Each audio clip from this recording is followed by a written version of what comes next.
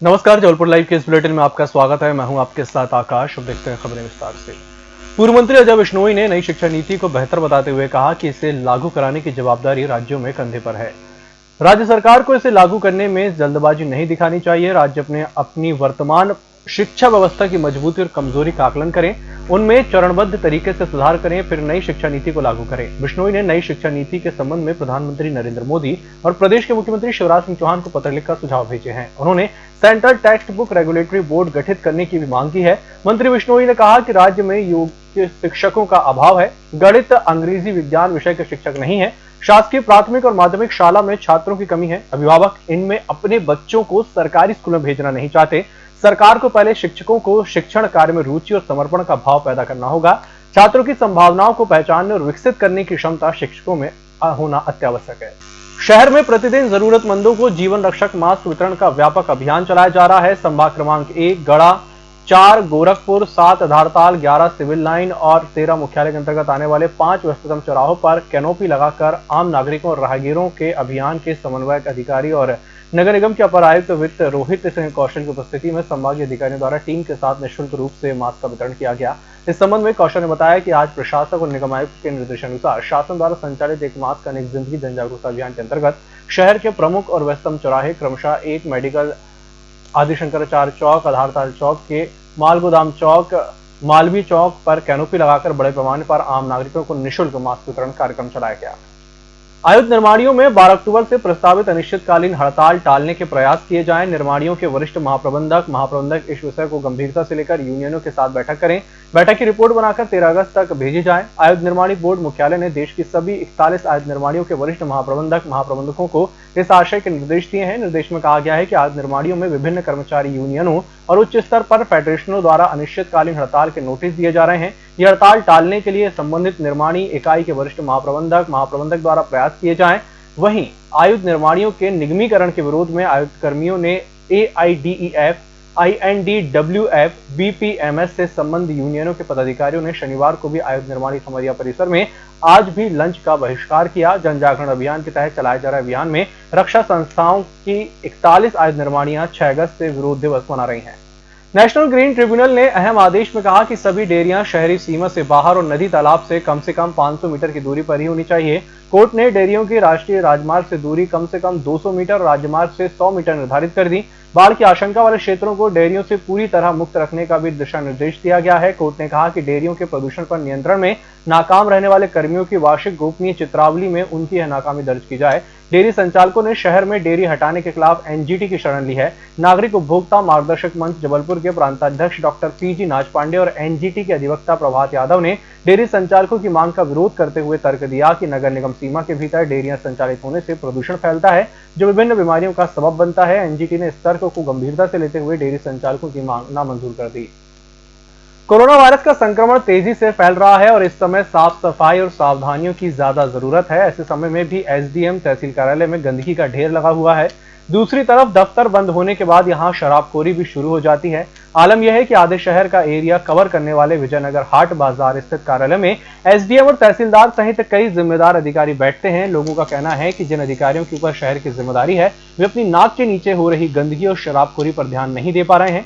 विजयनगर स्थित हाट बाजार में शराबखोरी हमेशा से होती रही है।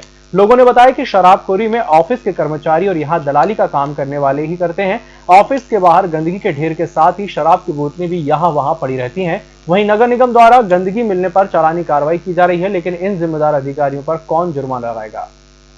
नया गांव सोसाइटी में तेंदुआ एक बार फिर सक्रिय हो गया है। इलाके वाले होटल व्यवसायी अनिल पचौरी गुरुवार की रात करीब 11:30 बजे घर लौट रहे थे। सोसाइटी के गेट नंबर 2 के पास बीच सड़क पर जमावड़ा लगाकर जोर जोर से कुत्ते भौंक रहे थे। लिहाजा पचौरी ने 15 मीटर पहले कार रोककर हॉर्न बजाया। कार की लाइट कुत्तों के झुंड पर थी। तभी अचानक ठाकुरताल की पहाड़ी की तरफ से एक तेंदुए ने 20 फीट लंबी छलांग मारी और झुंड में मौजूद एक हैवीवेट कुत्ते को चूहे की तरह जबड़े में फंसा लिया। जैसे ही तेंदुए ने कुत्ते को दबोचा, दूसरे कुत्ते यहाँ वहां भाग निकले। पचौरी के अनुसार तेंदुआ देखकर उन्होंने मोबाइल उठाया और जब तक वीडियो बनाना शुरू किया, तेंदुआ कुत्ते को जबड़े में दबोचकर फुर्ती के साथ जंगल की तरफ चला गया।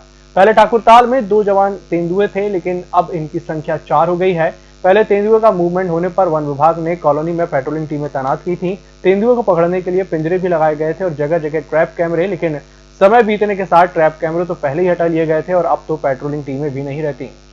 नेताजी सुभाष चंद्र बोस मेडिकल कॉलेज में कोरोना मरीजों की कई जांचें प्राइवेट लैब से कराई जा रही हैं, जबकि कोरोना संकट शुरू होने के दौरान ही जांचों के लिए किटें और रिजेंट मेडिकल में मंगवा लिए गए थे। ये तथ्य समझ से परे है कि जब मेडिकल में जांचों की सुविधा है तो उसे लोकल निजी लैब से कराने की क्या जरूरत है।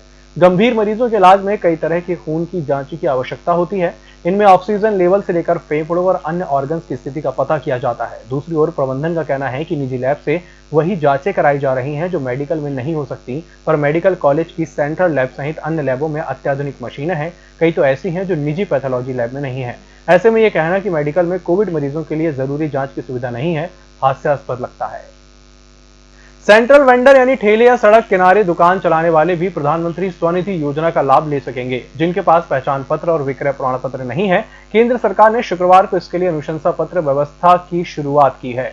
इस योजना के तहत ठेले वाले 10,000 रुपए तक का कर्ज ले सकते हैं। अधिकारियों के बयान के अनुसार केंद्रीय आवास और शहरी कार्य मंत्रालय के सचिव दुर्गाशंकर मिश्रा ने सुविधा की शुरुआत की और कहा कि पात्र रेहड़ी पटरी वाले स्थानीय शहरी निकाय अनुशंसा पत्र के लिए अनुरोध कर सकता है। सड़क किनारे ठेले पर दुकान लगाने वालों के लिए प्रधानमंत्री स्वनिधि योजना शुरू की गई है। इसके तहत 10,000 रुपए तक का कार्यशील पूंजी कर्ज ले सकते हैं। इस कर्ज को 1 साल में मासिक किस्त में लौटाना होगा। ट्रैफिक एसआई अमित शिवंशी ने कहा कि वरिष्ठ अधिकारियों के निर्देशानुसार कोरोना महामारी को देखते हुए और यातायात के नियमों का पालन न करने वालों के ऊपर उन्हें चालानी कार्रवाई के लिए निर्देशित किया गया था, जिसके चलते चेकिंग पॉइंट लगाकर नियमों का उल्लंघन करने वालों के ऊपर कार्रवाई की जा रही है। खासकर उनको चिन्हित किया जा रहा है जो मोबाइल में बात करते हुए जा रहे हैं, जो नियम का पालन नहीं किए जा रहे हैं और बिना मास्क के जा रहे हैं, और उनको बताया जा रहा है कि आप मास्क लगाएं, कोरोना चल रहा है, उसकी जानकारी दी जा रही है। उनको सचेत किया जा रहा है इस बारे में कि कोरोना के चलते आप बिना मास्क के चलें। कोरोना का हम लोग बिना मास्क के 100 रुपये चालान काट रहे हैं। और दूसरी मोटर व्हीकल एक्ट पर भी कार्रवाई की जा रही है। अगर कोई बिना लाइसेंस के या मोबाइल में बात करते हुए पकड़ाया जाता है या यातायात नियमों का उल्लंघन करता है तो उस पर उचित कार्रवाई की जा रही है, उसका चालान बना के दिया जा रहा है। अभी तक कितनी चालानी कार्रवाई? अभी तक बिना मास्क में हमने कुल लगभग 4 चालान सोशल डिस्टेंसिंग के और 4 चालान बिना मास्क के काटे हैं। और मोटर व्हीकल एक्ट में हमने 5 चालान अभी तक काट दिए, जिसका समन शुल्क हमने नोट करा दिया अपने थाने। रेलवे द्वारा किसान रेल का शुभारंभ हो गया। जबलपुर सब्जी बाजार में कारोबार करने वालों का कहना है कि अगर जबलपुर के सब्जी कारोबारियों ने रुचि दिखाई तो यह ट्रेन संस्कारधानी के सब्जी बाजार में बड़ा परिवर्तन लाएगी। इस ट्रेन का जबलपुर में स्टॉपेज रखा गया है, अर्थात शहर में जब यह ट्रैप उतरेगी तो उसमें सब्जी और फल भी बड़ी मात्रा में उतारे जाएंगे। सब्जियों की अधिक आमद का सीधा अर्थ होगा दाम घटेंगे।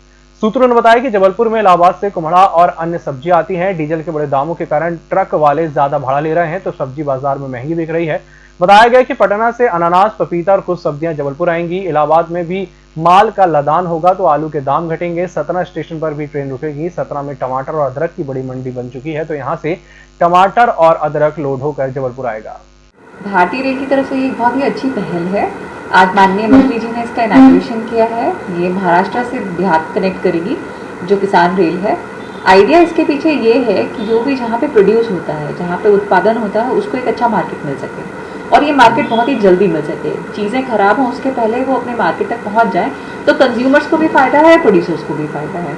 तो इसी कॉन्सेप्ट को ध्यान में रखते हुए इस ट्रेन को परिचालित किया जाएगा। और इसके पहले देखिए कभी भी चली है तो इस तरह से शरीर को एक सामग्री को लेकर एक स्पेशल चल रही 1 ट्रिप है इस तरह से, लेकिन ये पहली बार होगा कि कोई भी ट्रेन जो है वो एक रेगुलर बेसिस पे चलेगी। इसकी फ्रीक्वेंसी जो होगी वो वीकली होगी, वीक में 1 दिन चलेगी, मतलब दोनों डायरेक्शन से 1 डेज।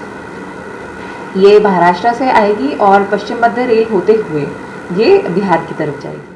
मध्य प्रदेश जागरूक खेल संघ के ऑनलाइनर स्पोर्ट्स क्लास लगाने की मांग की गई है। संघ के रॉबर्ट मार्टी ने कहा कि कोरोना संक्रमण काल में सरकारी और निजी स्कूलों में वीडियो और डिजिटल लैब के माध्यम से पढ़ाया जा रहा है, वहीं खेलों के नाम पर कोई गतिविधि संचालित नहीं हो रही है। जो थोड़ी बहुत गतिविधियां हो रही थी उन्हें भी खेल से जोड़कर नहीं देखा जा सकता है।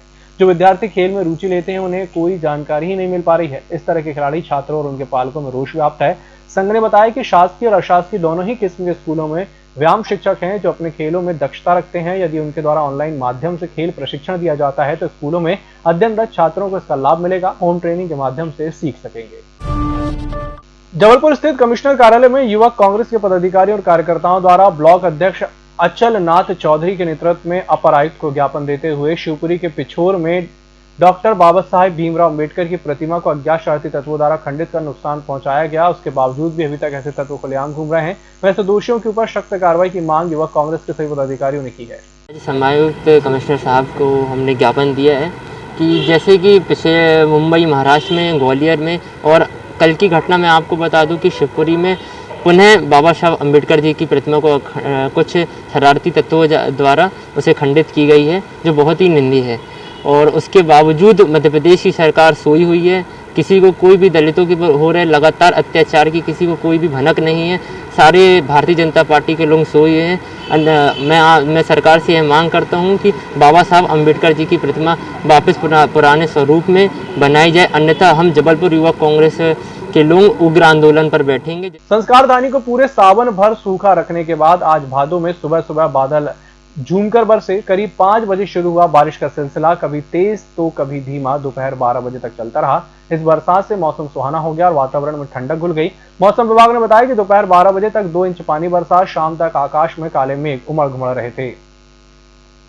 कोरोना काल में जबलपुर मेडिकल कॉलेज के इंटर्न्स डॉक्टर ने कॉलेज प्रबंधन और सरकार के खिलाफ मोर्चा खोल दिया है, जिसके चलते नेताजी सुभाष चंद्र बोस मेडिकल कॉलेज से MBBS pass out 122 medical intern doctors अपनी बुनियादी मांगों को लेकर हड़ताल पर चले गए हैं। इंटर्न्स डॉक्टर की मांग है कि कोरोना संक्रमण काल में मरीजों के इलाज के दौरान उन्हें ग्लव्स, मास्क, पीपीई किट और सैनिटाइजर उपलब्ध नहीं कराए जा रहे हैं, जिसके कारण जान जोखिम में डालकर उन्हें इलाज करना पड़ रहा है। साथ ही 4 महीने से स्टाइपेंड न मिलने और वार्ड में ड्यूटी करने के बाद 7 दिन के लिए क्वारंटाइन होने की अनुमति नहीं दी जा रही है, जिसके कारण कई डॉक्टर्स कोरोना का शिकार हो चुके हैं, जबकि 40 से ज्यादा क्वारंटीन हो गए हैं। लिहाजा इन सभी मांगों का एक पत्र अस्पताल के डीन को दिया गया और जब तक मांग पूरी नहीं की जाती तब तक हड़ताल पर रहने की बात कही गई। इस बुलेटिन में फिलहाल इतना ही। नमस्कार।